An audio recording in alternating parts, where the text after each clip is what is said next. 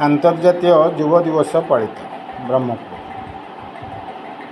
मेरा युवा भारत और महात्मा गांधी यूथ क्लब मिलित उद्यम ब्रह्मपुर अंतर्जातीय युवा दिवस 2025 अनुष्ठित हो जाए। स्वेच्छासेवी विनोद सावत द्वारा कार्यक्रम परिचालित होता बेले एथिरे मुख्य अतिथि भाव एडवोकेट तथा विशिष्ट समाजसेवी प्रणव कुमार पंडा मुख्य अतिथि भाव जोगदे युवपीढ़ी को हार्दिक शुभेच्छा जणाइबा सह युवपीढ़ी प्रगति नवसृजन एवं सामाजिक परिवर्तन प्रमुख स्तंभ बोली मत व्यक्त करते। सम्मानित अतिथि भाव शिक्षयित्री जल्ली पाणिग्राही युवपीढ़ी को सुंदर और सुरक्षित ओडिशार आधारशिला कहवा सह उत्तम चरित्र गठन दिगरे यत्नवान होगा निमंते परामर्श देते।